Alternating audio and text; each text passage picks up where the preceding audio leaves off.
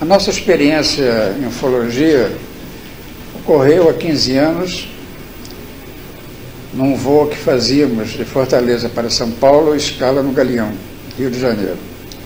Nossa decolagem foi às 2 horas da manhã, com tempo bom, em toda a rota, e após 1 hora de voo, mais ou menos sobre a cidade de Petrolina, no interior de Pernambuco, nós começamos a observar à esquerda do nosso avião um ponto de luz semelhante inicialmente a uns faróis de avião, como se um avião tivesse com os faróis acesos naquela região. De formas que, como é nosso propósito ficar sempre monitorando o que existe dentro e fora do avião, nós ficamos observando, até então tentando determinar que curso tomaria aquele suposto avião com relação ao nosso tráfego. Porque ali é um entroncamento de aerovias, de tráficos que vêm da Europa para, no caso, o Brasil, Brasília e demais cidades, como também para toda a América do Sul. Daí então nós começamos a observar e a primeira coisa que identificamos foi que aquele ponto mantinha uma equidistância, não vinha em confluência com a nossa rota. E logo após, depois de alguns minutos de observação, nós notamos que a primeira intensidade de luz, a primeira coloração de luz que tínhamos observado, começou a ter mutações de cores, como se fosse uma esfera rodando, ionizando gás, uma coisa assim, e aparentando assim uma coloração avermelhada, cor de abóbora, meio azulada, uma variação de cores, né? Intensa. Aí nos chamou realmente a atenção e eu então entrei em contato com a jurisdição do tráfego aéreo de Recife, que faz o controle naquela área, indagando se tinha conhecimento de alguma coisa naquela região, algum tráfico da FAB, alguma missão especial, que a gente realmente deveria ter essa informação quando decolamos de Fortaleza. E é normal para os tráficos que estão voando terem conhecimento de qualquer outra coisa que ocorra próximo ou na rota onde o tráfico está se deslocando. E Recife nos respondeu que não tinha conhecimento de uma missão especial da FAB e que desconhecia algum tráfico também voando naquela região. Aí ficamos observando já um pouco mais atentos, porque já não era o que se supunha ser um avião com os faróis acesos, né? Com essa mutação de cores não poderia ser.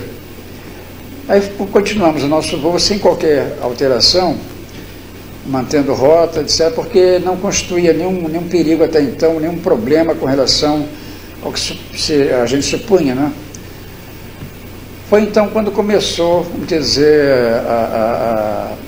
o ápice, talvez, daquele fenômeno, quer dizer, o início, quando o ponto luminoso à nossa esquerda começou a ter deslocamentos extremamente rápidos. Então, nós estamos voando mais ou menos a 900 e poucos quilômetros por hora e desde a primeira indicação luminosa, nós observamos aquela equidistância e, de repente, milhas e milhas à frente, porque nós estamos com o nosso radar ligado e tínhamos uma referência angular relativa, né, com relação ao que a gente está observando fora do avião. Então, isso passou-se e supunhamos nós uma base de 50, 60, 100 milhas à frente, em frações de segundo. Ia longe, ia bem à nossa frente, depois retornava ao ponto de origem, depois afastava-se, diminuindo aquela visão globular do foco luminoso, depois retornando novamente àquela equidistância. E aí ficou aquela situação indefinida do que poderia ser, e já então por nós imaginado tecnicamente uma coisa de um potencial totalmente fora do nosso conhecimento. Isso ocorreu durante muito tempo, sempre aquela equidistância sendo mantida e os deslocamentos extremamente rápidos desse ponto luminoso. Quando nós chegamos na altura da jurisdição do SINDACTA, do Radar Brasília, nós então, como fizemos com o Recife, repassamos a ele essa informação do que estávamos observando, a partir de que momento, com o registro com a área de jurisdição de Recife, que também não tinha conhecimento de nada, e o SINDACTA informou que eles não tinham nenhum ponto no escopo detectando ser alguma coisa com eco-radar. Foi então que eu pedi, sabendo que poderia haver outros aviões naquela região, que fosse requerido a outras aeronaves por ali que observassem naquele setor se vinha alguma coisa, e mais ou menos igual ao que nós estamos observando. O SINDACTA entrou em contato com o Jumbo da Aerolíneas Argentinas, que também tinha o nosso mesmo número de voo, 169, e o comandante do Jumbo respondeu que estava observando, mas não sabia de que se tratava. Ou seja, era um fenômeno que não era específico para nós. E logo depois também uma aeronave da Transbrasil, que se deslocava de Brasília para o Rio de Janeiro, que ouviu desde a nossa primeira informação a SINDACTA e corroborou totalmente com tudo que nós estamos falando, com relação ao desempenho daquele fenômeno, em termos de velocidade, de coloração, etc., que estavam observando já há muito tempo. Bem, isso foi mantido, não tivemos do radar, do SINDACTA, qualquer instrução de alteração da nossa rota. Mantivemos o nível, a proa e, logicamente, mantendo aquela observação constante sobre o ponto luminoso. Só que, quando chegamos nas proximidades da vertical de Belo Horizonte, o que ocorreu? Aquele ponto que mantinha desde todo o início do fenômeno uma determinada distância, começou a aproximar-se do nosso avião. Nós víamos isso visualmente, com aumento e a intensidade de luz, até então observada sempre no mesmo nível, né? Foi quando o próprio SINDACTA nos chamou, aí que vem o que nós depois questionamos. Por que não estava sendo detectado antes, se na hora em que constituiu-se, talvez, um conflito de tráfego aéreo, o controlador resolveu nos informar que estava detectando um ponto na nossa posição 9 horas à esquerda do avião, exatamente como nós estamos observando, e a uma distância de 16 milhas náuticas. 16 milhas no espaço aéreo, para nós, exatamente corresponde, numa rodovia, a gente observar um veículo numa mão contrária, numa autoestrada, muito próximo. E isso tudo coincidindo exatamente com o que estava se processando fora, quer dizer, do alcance do radar, no caso do monitor, que estava ocorrendo visualmente conosco.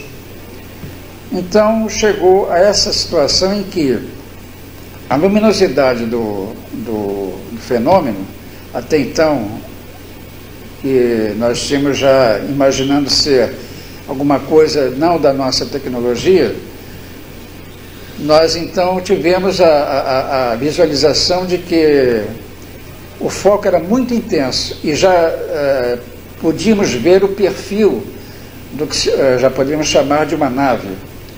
É um perfil de tipo assim, discoide, mais ou menos, num tamanho de 2 aviões jumbos juntos, muito grandes.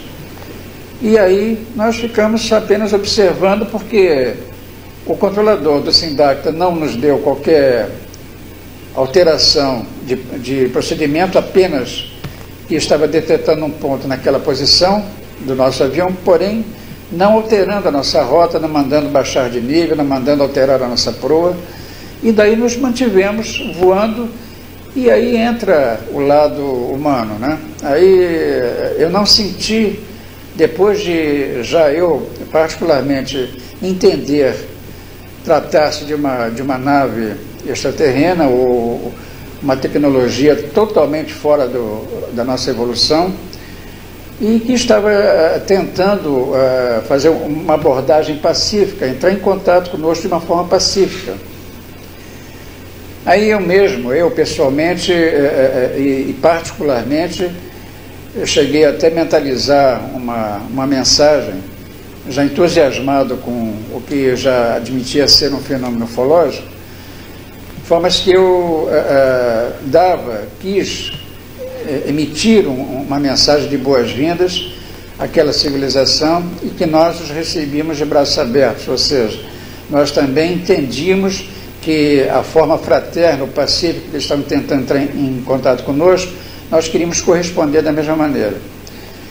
Foi então que me deu a intuição de querer que os meus passageiros de tripulação, o restante da minha tripulação, além da tripulação de cabine que estava acompanhando conosco desde o primeiro momento, então eu resolvi convocar todos que observassem, porque era um fenômeno muito bonito.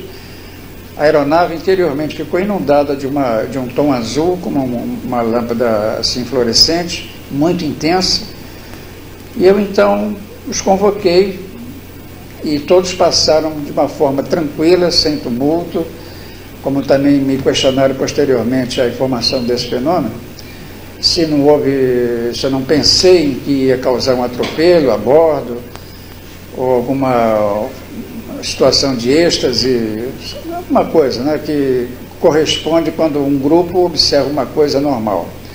Porém, nada disso aconteceu. Todos passaram à esquerda do avião e quem tinha a maquinária, máquinas fotográficas, tentaram colher algumas fotografias, né?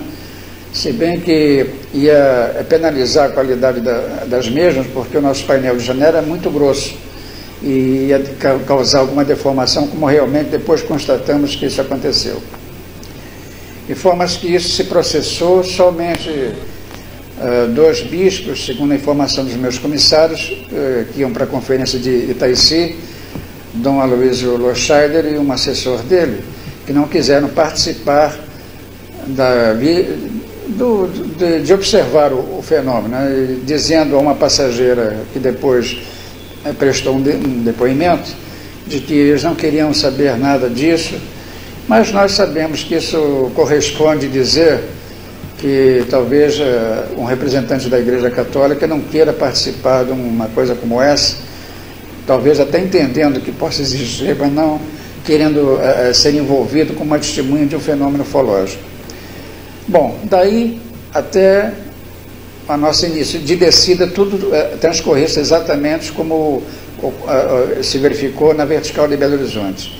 A equidistância passou a ser mantida, aquelas 16 milhas e aquela luminosidade intensa permaneceu. E vimos então, como nós já narramos, aquele perfil discoide imenso, e foi nos acompanhando aí até o nosso procedimento de descida, já próximos à Barra do Piraí, quando iríamos fazer o procedimento para a pista do Galeão.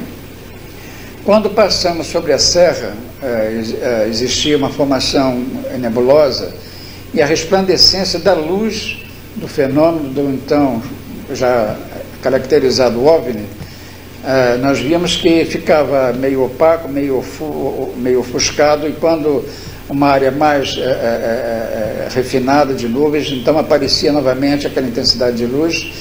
Isso até próximo já o procedimento de instrumentos que nós íamos começar a fazer para o pouso. Quando nós chegamos quase próximo ao balizador, que nós chamamos Altermarker, o marcador externo, aí o ponto de luz, o OVNI, ou disco voador, afastou-se e foi para mais ou menos as mediações do fundo da Baía de Guanabara. Eu tive que tirar a atenção, então, para poder começar o procedimento de pouso, o procedimento ILS, mas os meus tripulantes, o engenheiro de voo e o primeiro oficial, continuaram a observação. Então, eles mesmos que localizaram estar no fundo da Baía, mais ou menos a 6.000 pés. Daí, então, mais 3 minutos, nós efetuamos o nosso pouso e apenas ocorreu o seguinte: Os passageiros que desejaram fazer alguma comunicação sobre o que tinham observado, logicamente todos muito entusiasmados, começaram então a propalar o que viram no aeroporto, tanto no Rio de Janeiro como também em São Paulo.